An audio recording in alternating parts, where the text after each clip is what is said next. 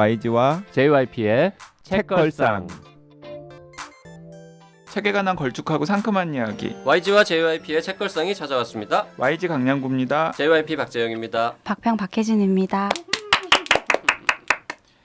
댓글 소개 먼저 하겠습니다. 우아하고 호쾌한 여자 축구 편에 관해서 댓글이 많이 달렸는데요. 한방누님, 고향 다녀오는 길에 오늘 방송 차에서 들었습니다. 와이프가 라디오냐고 물어보더군요. 이어서 캡땡 책방 듣다가 껐더니 진행 못하네, 이전 꽤 좋다 그러네요. 곰곰이 생각해보니 책걸상 진행은 JYP님이 잘 이끄시는 것 같아요. 방송을 빛나게 하는 JYP님 오늘 점수 업 드립니다. 연휴 잘 마무리하셈. 네, 하필 제가 이걸 읽었군요. 예, 제가 이게 뭐예요? 추천 꾹 근데 눌렀습니다. 캡땡 책방이 뭐예요? 캡틴 책방이 뭔지 저도 좀 모르겠어요. 저도 잘 모르겠어요. 몰라요? 몰라도 진행 잘 못한다니까요. 뭐, 다음 댓글이요. 네, 진공상태님, 애청자님 댓글 남겨주셨는데요. 그동안 책걸상 들으면서 YG님과 JYP님의 취향이랄까요? 그런 것을 자연스럽게 파악하게 된 1인으로서 이번 방송 정말 최고 같아요. 역시 한 수 위여야 하는 거야 라는 생각이 많이 들었답니다. 똑같은 상황이라도 화내는 게 아니라 그걸 적절히 비틀어서 찔리는 마음, 기분 좋게 한번 웃게 만들 수 있는 고수의 능력을 지닌 작가님의 출연이네요. 역시 잘 기다리면 되는 걸까요? 한국에서 더 멋진 작가님들 더 많이 나오시길 들으면서 너무 기분 좋은 방송이었습니다. 그리고 다 읽고도 남겨주신 거예요. 김원비 작가님은 드라마 나의 아저씨를 모르고, 괴물 독서력 YG님은 스포츠를 잘 모르고, JYP님은 자꾸 까먹으시고 JYP는 다 아는데 까먹어. 서로 같이 이야기하면서 소통하고 나누는 책걸상 방송 너무 소중합니다.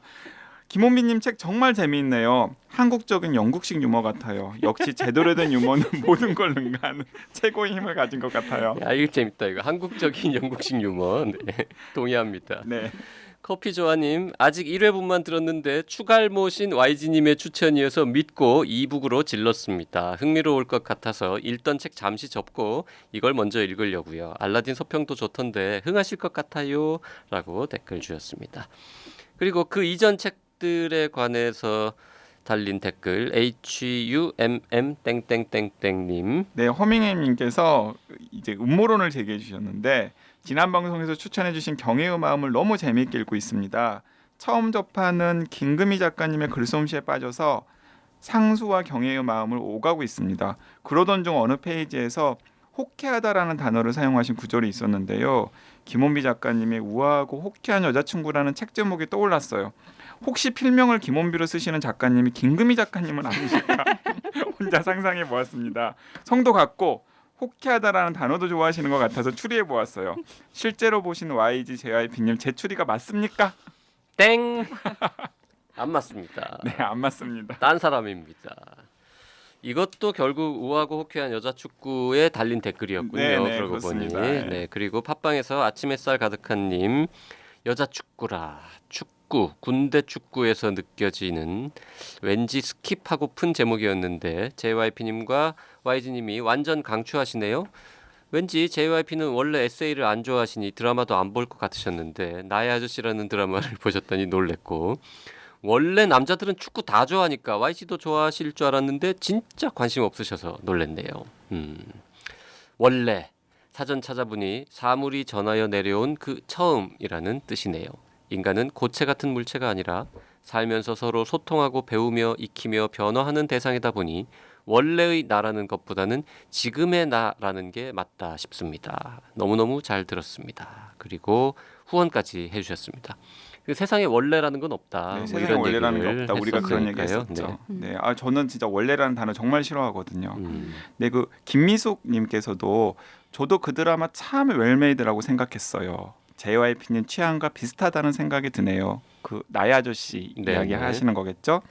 YG님 어제 인터넷 검색해서 얼굴을 봤는데요. 언제 사진이신지 애텐 얼굴이시던데 언제나 참 재미있는 진행해 주셔서 감사드립니다. 정신요고 미담도 듣고 있습니다. 네이버 전 참 좋습니다. 오늘도 즐거운 하루 되세요. 네. 네. 감사합니다. 많은 분들. 지난 시간에 이어서 히가시노 게이고 특집 이어가도록 하겠습니다. YG는 히가시노 게이고 책 중에서 특히 추천하고 싶은 거 뭐가 있을까요? 네, 그 애청자분들한테 잠시 소개해드리자면 히가시노 게이고 특집 준비하면서 저희 세 명이 이제 각자 2권씩 자기가 읽은 히가시노 게이고 책들 중에서 제일 애청자분들께 권하고 싶은 책을 골라오기로 했었고 지난 시간에 이제 한 권이 방출이 됐어요. 이 박평이 그 나미야 자파점의 기적을 너무 유명한 소개를 했고 저는 사실 히가시노 게이고의 원탑이라고 하면 모르겠어요. 저는 백야행이라고 생각해요. 백야행. 저 백야행은 진짜 저는 너무 좋아하거든요. 우리나라에서 영화로 만들어진 것도 원작이 맞아요. 게이고의 네, 백야행이죠. 손혜진 씨가 네. 주연한 영화가 2009년도에 개봉을 했었는데 저는 사실 영화는 보지 않았어요. 영화는 뭐 망했죠. 네, 영화는 망했는데 그냥 망할 수밖에 없다라는 생각이 듭니다. 정말 근데 저는 이 백야행을 썼을 때의 나이가 히가시노 게이고가 한 40이에요. 저는 뭐 모두에게 다 통하지는 않는 것 같지만은 작가로서 한 15년 정도의 작가 생활을 한 다음에 백야행이라는 작품을 썼거든요. 그래서 제가 생각하기에는 히가시노 게이고가 가장 정점에 있을 때 내놓은 작품이라는 생각도 들었고요. 또 하나는 이거는 이제 뭐 제가 이런 식으로 책을 보는 습관이 있어가지고 그냥 말씀을 드리면 백야행의 시간대가 1973년도부터 1992년까지 19년간이에요. 그리고 그 19년간의 일본 사회의 변화상을 배경으로 계속 깔면서 백양이 진행이 되거든요. 그러니까 이런 거죠. 예를 들어서 뭐 요미우리 자이언츠의 결승전 이런 게 나오는 거예요.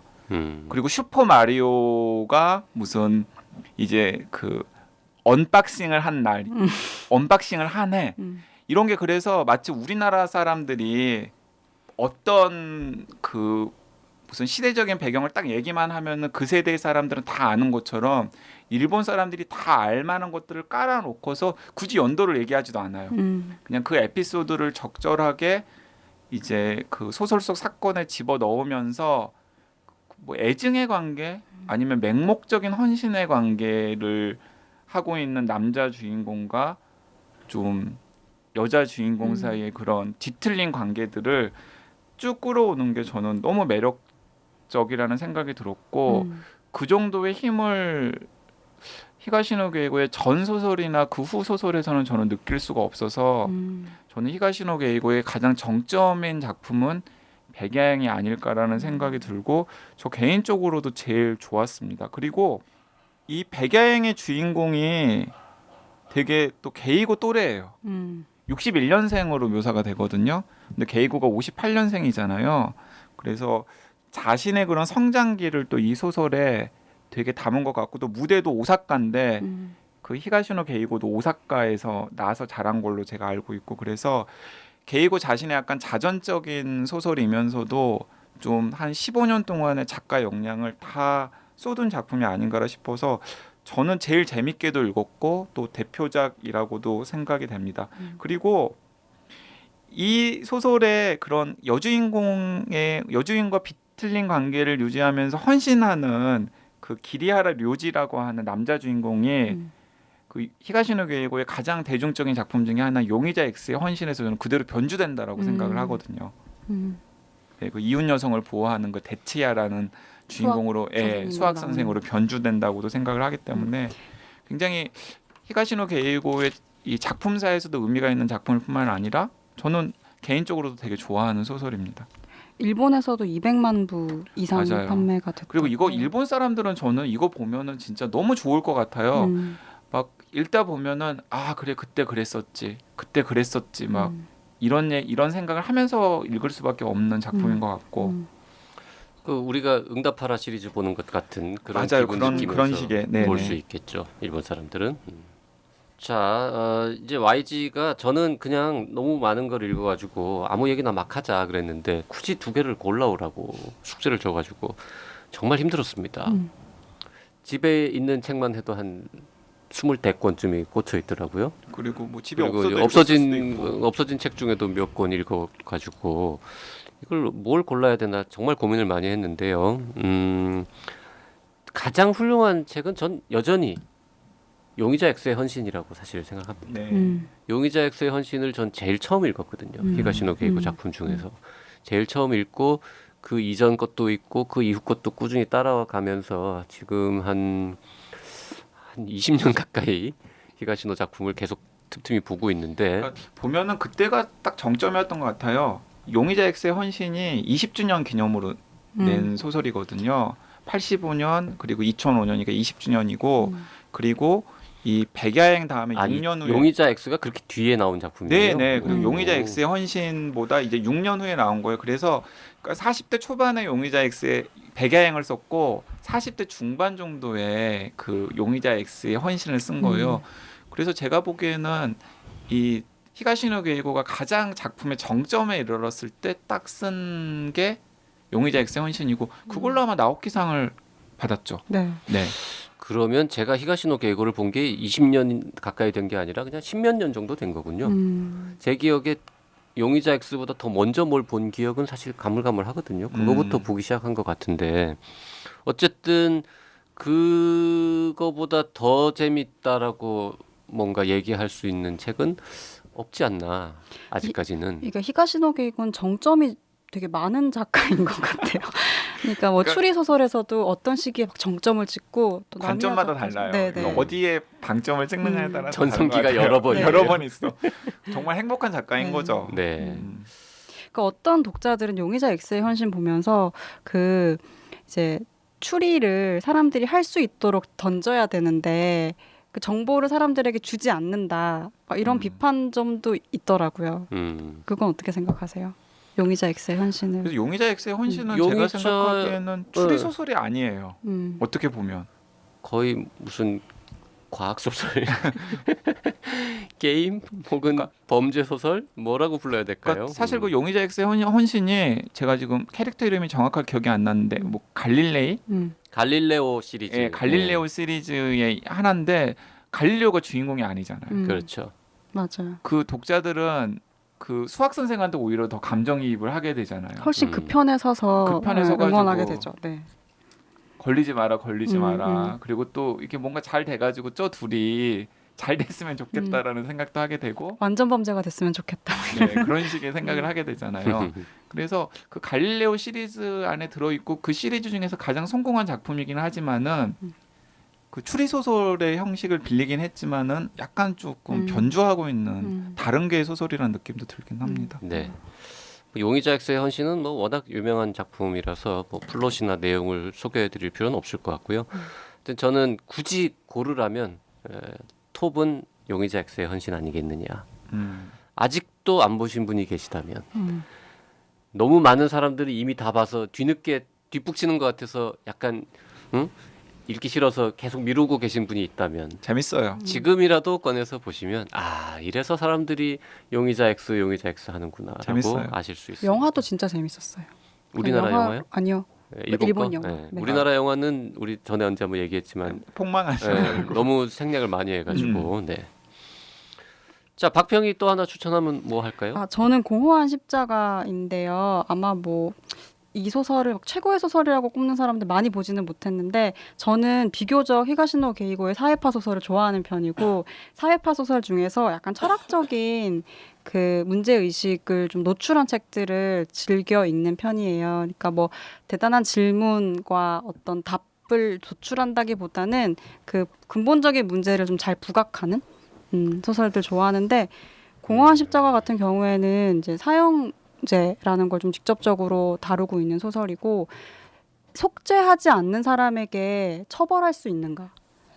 네, 죄와 벌이라는 게 그 벌을 받았을 때 고통받고 그 벌을 고통받는다는 전제 하에서 어떤 벌이라는 건 가능한 건데 속죄하지 않고 벌 받지 않는 사람에게 어떻게 그 처벌할 수 있고 그렇게 할 때 사형이라는 것이 사회에서 어떤 의미를 가지고 있는 것인가 이런 문제를 좀 제기하고 있는 소설인데 조금 부끄럽긴 하지만 소설 다 읽고 나서 저는 이거는 이 작가가 19세기에 태어났으면 도스토옙스키처럼 쓸 수 있었겠다고 생각했어요. 그러니까 도스토옙스키 같은 경우에 소설이 훌륭한데 그 되게 거친 부분도 많이 있거든요. 그래서 어떤 부분들은 정말 정교하고 정밀하고 막 정말 뭐 시면에 아주 깊이까지 내려가는 것 같지만 이 사람 항상 도박에 찌들려서 급하게 소설을 썼기 때문에 또 어떤 부분도 그렇지 않은 부분들도 있고 되게 대중적인 플롯도 가지고 있고 그래서 딱 공허한 십자가 읽고 봤을 때 죄와 벌 그리고 뭐 카라마조프가 형제들에서 어떤 지점들 막 이런 것들 떠오르면서 되게 잘 쓴다라고 생각했었어요. 그 박평이 고르기에 적당한 책이라고 봅니다. 공허한 십자가는 저도 봤는데요. 요거는 이제 비교적 근래에 나온 네. 후기에 쓴 책인데 히가시노 게이고 책 중에서 표현이 좀 웃깁니다만 가장 문학성이 뛰어난 책 중에 하나. 재미도 뭐 재미있는 편이지만 문학적으로 완성도가 높은 책이다 이렇게 보고요. 진짜 좀 철학적인 질문을 좀 던지는 그런 측면도 있고 괜찮았던 책입니다. 이것도. 그런데 히가시노 게이고가 굉장히 다양한 소설을 썼는데 사이파 소설은 이제 또래 뭐 미야베 미유키라던가 오쿠다 히데오의 약간의 그 리얼리즘스러운 소설 등등과 비교하면 약간 약한 측면이 있잖아요. 네. 근데 이 공허한 십자가는 그걸 조금 극복하는 작품이라는 생각이 들고 그 연장선상에서 저는 좀 이렇게 이제 연결이 되는 것 같아요. 그 뒷세대 그 일본의 추리 스릴러 작가들 중에서 방금 박평이 제시한 그런 문제들만 막 천착하는 후배들이 이제 생기기 시작했는데 예를 들어서 이제 올해 여름에 역주행하면서 가장 핫한 일본 작가가 그 야쿠마루 가쿠라고 하는 작가잖아요.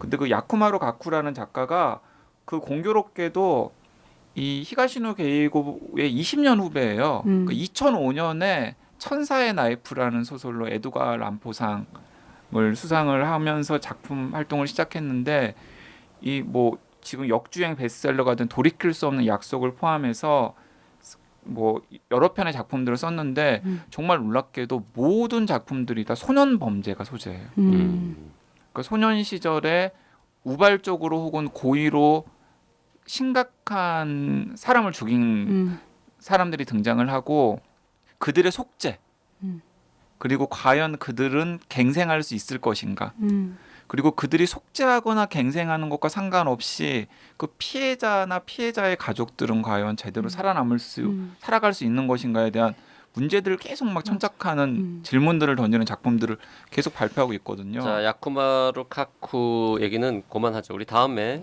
제대로 합시다. 이거 예고편. 네, 그래서 돌이킬 수 없는 약속 최근의 초 베스트셀러. 그거 한번 다뤄보도록 하겠습니다. 그리고 재밌더라고요. 그 야쿠마루 가쿠의 돌이킬 수 없는 약속 외에 다른 소설들도 제가 쭉 한번 읽고 있는데 다들 괜찮아요. 작가 이름을 기억해두면 좋을 것 같다는 생각이 듭니다. 그 박평은 지금 저도 둘 중에 하나 고를까 말까라고 망설이다가 접었던 게 사실 그 공허한 십자가였는데요. 박평이 이거 골랐다고 해가지고 저는 다른 뭐 하지 또 고민을 하다가 공동 2위쯤으로 꼽자면 책까지 가져왔어요. 심지어. 하나는 사회파 소설 계열의 거를 하나 꼽자면 그 방황하는 칼날, 복수의 테마 그리고 범죄 피해와 관련된 이런 거. 그래서 그거가 아주 좀 두껍지만 상당히 재미있고 훌륭한 책이었다고 보고요. 사회파 계열은 아니고 그냥 히가시노 게이고가 가장 흔히 쓰는 뭔가 살인 사건이 났는데 이게 이제 어떻게 된 건가 파헤쳐 가는데 알고 보면 지난 30년간의 뭔가 얽히고 설킨 긴 사연들이 다 들어가 있고 그리고 반전 YG가 좋아하는 반전 한 두세 번 나오고 이게 이 반전이 끝이겠지 싶으면 끝에 가서 또 한 번 뒤집어지고 뭐 요런 아주 정말 그 티피컬하다 그럴까요? 히가시노 게이고의 매력을 잘 드러낸 작품 중에 하나. 이건 비교적 초기작인데요. 숙명이라는 책이 있습니다. 숙명은 1990년에 쓴 책입니다. 그러니까 데뷔하고 불과 5년밖에 안 지났을 때 30대 초반에 쓴 책인데 30대 초반에 쓴 책인데 이 정도라니. 이거는 추리 소설이기도 하고 연애 소설 무슨 의학적인 내용도 나오고 막 휴머니즘도 나오고 막 여러 가지 복수 뭐 이런 계열도 나오고 약간 뭐 가족사의 비밀 뭐 이런 것도 나오고 하여튼 정말 많은 것들이 들어 있는데 이 숙명이라는 책은 히가시노 게이고가 나중에 인터뷰한 거 보니까요. 쓰는데 2달 걸렸다고 하더라고요. 근데 이 인물들 이 관계 설정하고 설계도 그리는데 3개월 걸렸다고. 그만큼 조금 길고도 복잡한 사연들이 숨어 있는 히가시노 게이고의 아까 YG가 말한 것 같은 그 엔지니어적인 공학도의 이 풍모가 느껴지는 복잡하면서도 잘 짜여진 설계 이런 거의 매력을 보여준다는 측면에서는 숙명 이것도 괜찮은 것 같습니다. 우리나라에는 2007년에나 들어왔어요. 그 히가시노 게이고의 초기 작품들이 그 나미야 자파점의 기적이 워낙에 성공을 하면서 요즘에 마치 신간인 것처럼 네. 계속 소개가 되고 있어서 그래서 이 방송 꼭 들으셔야 돼요. 그래서 이제 제가 지금 방황하는 칼날도 그렇고 숙명도 그렇고 이제 비교적 조금 옛날 이야기. 이 방황하는 칼날은 보니까 2004년 네. 발표된 책인데 지금 JYP 지금 계속 쭈뼛쭈뼛하고 있는 게 내용이 잘 기억이 안 나는 내용은 거야. 기억 안 납니다. 내용은 전혀 기억 안 나고요. 예. 그래서 뭔가 내용을 얘기를 해야 되는데 내용을 얘기를 못 하는 거예요. 아 지금. 내용 어느 정도 기본 아주 기본은 알죠. 이게 저기 어디 저 전자회사 사장이 죽어요. 그래서 전자회사 사장이 죽었는데 살인에 사용된 흉기가 전임 사장이 갖고 있던 석궁 뭐 이런 거거든요. 이게 이제 보이는 팟캐스트면 지금 JYP 얼굴 상기됐어요 지금. 그랬는데 하여튼 뭐 그런 거예요. 네. 저희 줄거리는 그냥 인터넷 검색해가지고 네, 설정은 좀 보시고요. 그리고 제가 내용을 기억 못하는 죄로 이왕 말 나온 김에 몇 개 더 던지면 비밀 같은 것도 상당히 재밌습니다. 재밌죠. 그 네. 누구죠? 그 히로스의 료코 주연의 영화도 참 잘 만든 영화고 비밀 같은 것도 좋은 소설이고요. 그 히로스의 료코가 그 당시에 그 비밀 영화 때문에 신성이 됐잖아요. 그렇죠. 네. 굉장히 빨리 결혼해 버리더라고요. 네. 그리고 그 운동 좋아하는 분들 있잖아요. 이게 히가시노 게이고가 또 스포츠도 상당히 네. 좋아해가지고. 히가시노 게이고가 스포츠도 좋아하지만은 정말로 그 뭐지? 스노보드. 스노보드 동계 스포츠 마니아예요. 그러니까요. 그래서 이 스키나 스노보드 좋아하시는 분들은 최근에 그 나온 연애 행방이라든지 그 백은의 잭인가요? 그렇게 설원 시리즈가 네, 있어요. 설원 시리즈. 설원 시리즈 중에 한 권 보셔도 좋을 것 같고. 연예의 행방도 보셨어요? 연애 행방도 봤어요. 아 저도 봤어요. 연애 행방도 정말 야 할아버지 정말 기가 막힌데 이런 아니 근데 진짜 근데 약간 뭐라 그럴까 약간 그런 이질감 같은 게 느껴지죠. 약간 막 피식피식 웃으면서 계속 그러니까 보게 되는 첫 연애 소설. 그러니까 할아버지가 이라고. 첫 연애 소설을 쓴 건데 정말 할아버지가 썼다는 느낌이 팍 나는 거죠. 자 60세는 할아버지 아닙니다. 네, 정정하겠습니다. 그냥 약간 나이 든 분. 네, 그러니까 나이 든 분이 청춘의 연애 얘기를 썼는데 이게 본인은 정말 청춘스럽게 쓰려고 노력을 했는데 사실은 굉장히 나이 든 티가 막 푹푹 나는 거죠. 그리고 히가시노 게이고 이게 한 서너 커플의 이 이야기를 이렇게 쭉 엮어서 썼는데 이걸 또 서로 다 엮네. 또 우리 또 나미야 자파점처럼 다 어떻게 또 연결을 시켜요. 연결의 기회. 네, 연결의 그 기회를 보여주는 그런 책이고요. 그것도 이제 설상 시리즈 중에 하나고. 그 다음에 그 스포츠 중에서 야구 다룬 소설 마구라고 있습니다. 마구가 네. 있어요. 마구라는 소설이 있는데 이거 이제 나는 무슨 공포의 외인 구단이 생각나. 마구 아니까.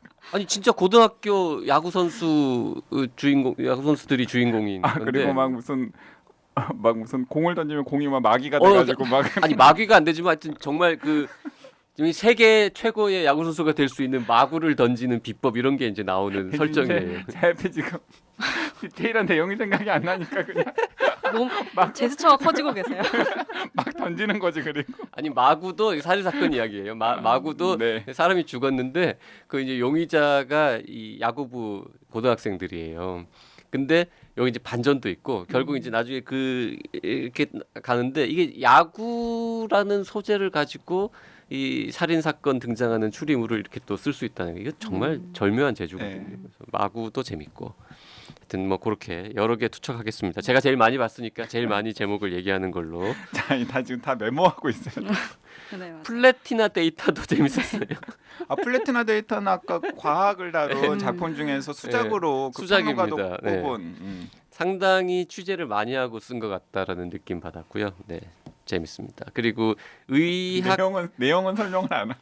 아니 그래도 제가 제목 얘기하는 건 그 80편 중에 다 괜찮은 것들 지금 소개하는 거니까요. 여기 그리고 이제 의학 메디칼 스릴러 좋아하시는 분들도 많은데 그쪽 병원 이야기 많이 나오는 책으로는 이 숙명도 조금 그런 내용이 있습니다만은 사명과 영혼의 경계라는 사망이 아니고 사명이었군요. 네. 사명과 영혼의 경계라는 2006년 책. 이것도 괜찮은 편이었고 그렇습니다.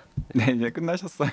하나 더 있는데 그건 YG가 가져왔다 그래서 제가 아, 아껴두고 진짜요? 있습니다. 가지고 왔어요? 저도 그거 좋아하는 책입니다. 네, 그 제가 이제 추천하려고 하는 책은 그 제가 생각하기에는 히가시노 게이고의 작품 중에서 자꾸 막 생각나게 하는 작품이에요. 네, 그 새벽거리에서라는 네, 작품입니다. 아유 좋아요. 이거. 그러니까 불륜 소설이에요. 그렇죠. 네. 그 정말 그 불륜하면 안 된다. 불륜하면 안 된다는 큰 교훈을 주는 소설. 그러니까 특히 남성의 입장에서 남성의 심리 입장에서 묘사가 아주 디테일한가요? 정말 그 제가 결혼한 다음에 우연히 들어가지고 푹 빠져들었어요. 아, 이 소설에 네, 마치 그래서 그 결혼 초기였을 것 같아요. 그래서 이 소설을 딱 읽고 나서 아 나에게 경종을 울리는 소설 같다라는 생각이 들었죠. 그러니까 이게 되게 굉장히 흥미로운 첫 문장이 뭐였냐면 되게 굉장히 흥미로운 소설. 자 아까 날 보고 기억 못하고 줄거리 설명 못한다 그러더니 자기도 기억을 못해요 지금. 저는 저는 준비해왔어요. 그 첫 문장을 제가 찾으려고 메모해둔 걸 찾으려고 하는 첫 문장이 뭐냐면 불륜을 저지르는 놈만큼 멍청이는 없다고 생각했다. 아내와 자식을 사랑한다면 인생 그것으로 충분하지 않느냐고. 일시적인 욕망에 휩쓸려 한눈을 팔다가 일껏 이렇게 놓은 가정을 파괴하다니 라는 생각을 가지고 있는 40대의 와타나베라고 하는 남자가 주인공이에요. 근데 그 와타나베라고 하는 남자가 아키야라고 하는 자기 사무실의 비정규직 20대 신입사원 여성이랑 뭐 우여곡절 끝에 눈이 맞아요. 그래서 굉장히 뜨거운 불륜 관계가 됩니다. 그 꽤 긴 소설인데 처음에 한 2분의 1에서 3분의 2 정도는 둘 사이의 그 불륜 이야기예요. 그래서 거기까지만 본 이제 제가 독자 반응을 쭉 살펴봤거든요. 거기까지만 본 아마 여성들로 간주가 되는데 불륜을 미화하는 소설이라고 조장하는 그래서 지금 박평도 표정 별로 좋지 않은데 그런 댓글들만 남겨놓으셨더라고요. 그런데 아닙니다. 그 혹시 그 남편의 바람기가 의심되는 분들이 있다면은 이 책 사거나 도서관에서 빌려서 남편한테 꼭 읽히십시오. 끝까지 한눈 팔고 바람을 피우면 어떻게 된다라는. 네. 남편의 바람기가 의심되면 남편의 휴대전화라든지 이메일이라든지 아니면 자동차 내부라든지 이런 거를 유심히 보셔야지. 카카오톡 특히 보셔야 돼요. 이 책을 봐서 뭐 카드 명세서라든지 뭐 그런 거를 두루두루 살피셔야지. 뭐 이 책 봐가지고 지금 되겠습니까? 아니 이 책을 보면은 그러니까 정신적으로 계도가 된다니까요. 그러니까 이게 굉장히 흥미로운 설정인데 이제 처음에는 그냥 불륜 소설인 것 같아요. 그리고 그 과정에서 정말 와이프한테 들킬까 하면서도 그런 그 욕망에 막 끌려 들어가는 그 중년 유부남의 심리를 탁월하게 묘사를 했어요. 본인의 얘기가 아닐까 싶을 정도로 탁월하게 묘사를 한 것 같아요. 제가 보기에는. 그러니까 남자 입장에서 보면은 정말 그 와타나베랑 막 동일시가 되면서 막 하게 되는데 중간에 또 반전이 있습니다. 어떤 반전이 있냐면 갑자기 그 상대가 20년 전인가 살인 사건에 연루가 된 사실이 확인이 돼요. 그렇죠. 살인 사건이 등장하지 않으면 히가시노 게이고 소설이 사실 아니죠. 네, 그리고 그러니까 그 상대 여성이 살인 사건에 연루된 사실이 확인이 되고 심지어는 용의자예요. 중요한 용의자. 근데 공소시효가 얼마 안 남았어요. 그러면서도 이제 이 남자가 막 갈등을 하게 되는 거죠. 과연 이 관계가 정상적인 관계인지 어쩐지. 그리고 하고 막 그 사이에서 막 그 남자의 찌질한 모습 막 그 불륜 여한테는 너랑 결혼하겠다라고 얘기하고 막 속으로는 막 혹시 와이프한테 걸리면 어떡할까 하고 전전긍긍하는 그리고 막판에 몇 가지 반전들. 네. 불륜을 저지르는 중년 남성의 심리를 정말 잘 묘사했다라는 표현을 쓰셨는데 그런 말을 하려면은 그 경험이 있어야만 할 수 있는 표현 아닙니까? 그러니까 이걸로 충분히 간접 경험을 하는 거죠. 진짜 불륜을 저질러 본 중년 남성이 봤을 때는 아니다, 잘못 묘사되었다 이렇게 판단할 수도 있지 않겠습니까? 네, 그러면 진짜 불륜을 저질러 본 중년 남성이 있으면 익명으로 댓글을 남겨주시면 저희가 소개를 해드리도록 하겠습니다. 아니다, 실체는 훨씬 더 끔찍하다, 혹은 훨씬 행복하다 등등등. 이렇게까지 끔찍하진 않다고요. 이렇게까지 끔찍하진 않다. 나름 그리고, 스릴 있다.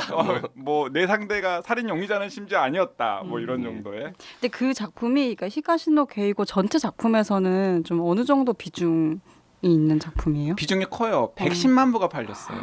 엄청나게 많이 팔려요. 네, 그러니까 일본에서도 무슨 잡지에 연재를 했던 게 책으로 묶여져 나왔는데요. 상당히 화제가 되었고 110만 부가 팔렸고 영화로도 만들어졌어요. 저 영화는 보지 않았지만 그 비중이 크다라는 것보다도 이 책도 약간 독특한 측면이 있어요. 그 히가시노 게이고는 사실 연애 소설도 이번에 뭐 연애 행방이 처음이라 그러지만 이것도 사실은 불륜이지만 뭐 그것도 예, 비윤리적인 연애 이야기잖아요.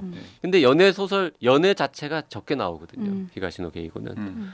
근데 이거는 비교적 꽤 그쪽에 가까운 그런 그리고 측면에서도 그 좀 히가시노 독특하죠. 게이고의 남녀 관계가 약간 뒤틀린 관계잖아요. 뭐 뒤틀렸다라고도 하고 약간은 좀 정상적이지 않은 그러니까 일방적으로 한 명이 순애보적인 사랑을 한다거나 그 순조롭게 잘 풀리는 관계는 잘 없죠. 대부분의 경우에. 대부분의 경우. 그런데 여기는 정말 처음은 진짜 평범한 중년 남성과 그 중년 남성의 매력에 빠진 20대 여성이 만약에 불륜을 한다면은 아 이렇게 할 것 같구나라는 것들이 정말 납득이 되게끔 그려놨어요. 잘. 뭐 본인의 경험인지 취재를 많이 했는지는 모르겠지만은 어쨌든 간에. 그 심리 묘사를 하는 히가시노 게이고의 면모를 되게 잘 확인할 수 있는 그런 소설일 것 같아요. 맞아요. 네. 그래서 저는 그 박평 아직 안 읽었죠. 네네. 박평한테 읽어보길 권해요. 일단은 이 박평 읽고 남편한테 읽으라고 죽는다 이러면서 경고하는 차원에서 그 남편의 이 심리 상태도 정확하게 확인할 수 있고 그리고 또 진짜 그 문학 평론가 입장에서도 그리고 소설 독자 좀 진지한 소설 독자 입장에서도 히가시노 게이고의 심리 묘사를 가지고 한번 좀 생각을 해보게끔 하는 소설인 것 같아요. 그리고 무엇보다도 그냥 페이지가 잘 넘어가요. 굉장히. 히가시노 게이고 소설 중에 페이지가 잘 안 넘어가는 건 드물어요. 없죠, 네.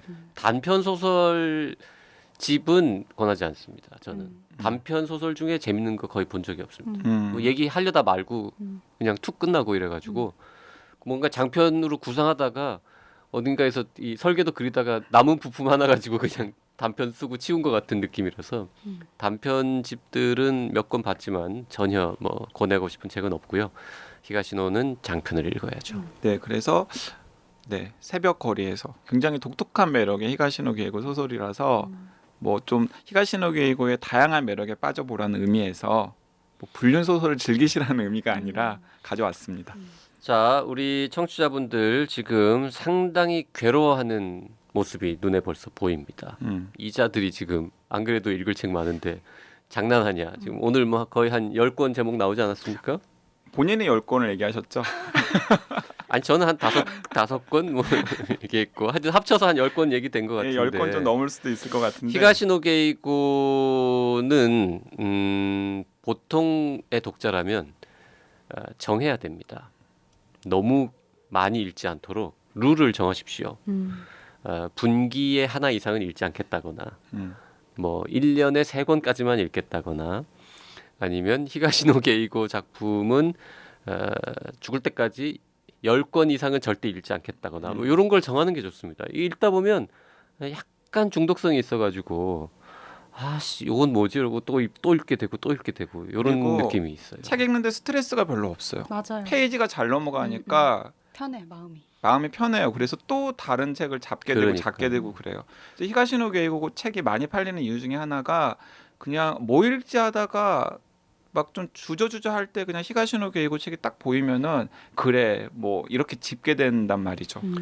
그리고 미리 말씀드리는데 딱히 막 정말 존경하고 싶은 마음이 들고 막 영원히 야 이건 내 인생의 책이라고 간직하고 막 별표 치고 이렇게 하고 싶은 책은 또 그렇게 별로 많지는 않아요. 존경심은 주로 어떻게 이렇게 잘 엮였지 이렇게 정말 서커스를 보는 듯한 느낌의 그런 느낌은 있는데 정말 이분은 노벨상 줘야겠다거나 대가다 뭐 인류 문명의 한 페이지를 쓰는구나 이런 느낌은 전혀 없습니다. 네, 그리고 뭐 되게 무슨 뭐 생각을 하게 한다거나 그런 것도 별로 뭐 없고 장르 소설 중에서도 그렇게 생각을 하게 하는 작품들이 있잖아요. 가끔 있죠. 예를 들면 뭐 미야베 미유키라던가 뭐 음. 구다 히데요 같은 작품들은 그런데 히가시노 게이고는 그런 건 없어요. 약간.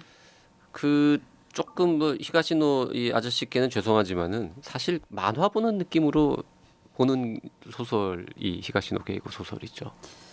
그런 측면도 있는 것 같아요. 제가 어제 그 이제 신간이 나와서 살인의 문을 읽는데 그것도 엄청 두꺼워요. 근데 살인의 문도 비교적 초기작이에요. 네, 그 초기작이군요. 네, 초기작이에요. 그 그- 연도를 그래서 그 아까도 제가 충격적입니다. 주의사항을 말씀드렸잖아요. 나미야 잡화점의 기적이 나와서 많이 팔린 다음에 국내에 소개되지 않은 히가시노 게이고 작품들이 지금 여러 출판사에서 막 대거 쏟아지고 맞아요. 있어요. 그래서 연도를 원작 연도를 확인하셔야 돼요. 그러니까 살인의 문도 최근작이 아니에요. 그게 2003년도 작품이에요. 그러니까 뭐 아주 오래된 작품은 아니지만은 최신 작품은 아닌 거죠. 네. 이게 뭐 이렇게 질서 있게 나오는 게 아니고 굉장히 여러 출판사들에서 막 나오다 보니까 그 생각 없이 좀 읽게 되는 측면이 있는데 어쨌든 그 살인의 문을 읽는데 너무 피곤한 상태에서 늦은 밤에 읽기 시작했어요. 이렇게 게이고에 대해서 이야기를 하니까 조금이라도 더 이제 알자 해서 근데 너무 피곤한데도 계속 책장에 넘어가는 거예요. 맞아요. 맞아요. 네.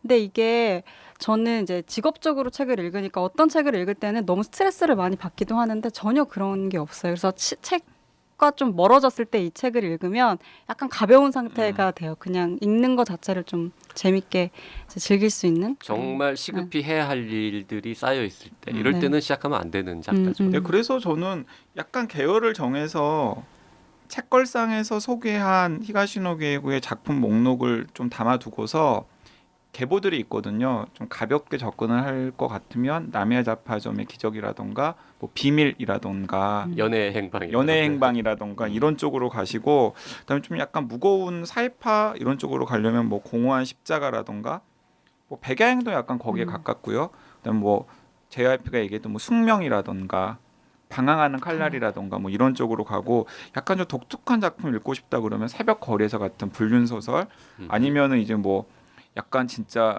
좀 걸작이면서도 좀 두뇌 싸움 이런 건 용의자 X의 헌신 이런 쪽으로 이렇게 좀 계보를 정해서 읽으면은 괜찮지 않고 그 정도 읽으면은 사실 히가시노 게이고 맛을 다 보는 거예요. 맞아요. 네. 네, 저희는 그렇게 생각합니다.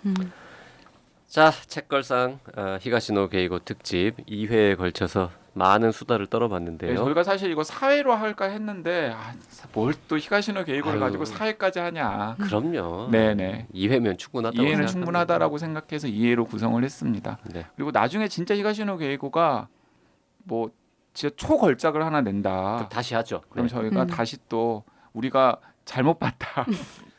사실 그 누구죠? 피에르 르메트르 같은 분도 그럴 수 있죠.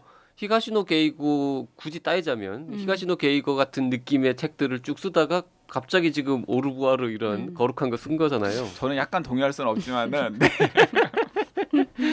루너츠로서 저는 동의할 수 없지만은 네. 네, 어쨌든 정말 훌륭한 작품을 새로 또 내면 다시 한번 그 책만 다루기로 하고요. 히가시노 게이고 특집은 여기까지 하겠습니다. 네, 여러분 즐거운 독서 생활 되시길 바라겠습니다. 감사합니다. 고맙습니다.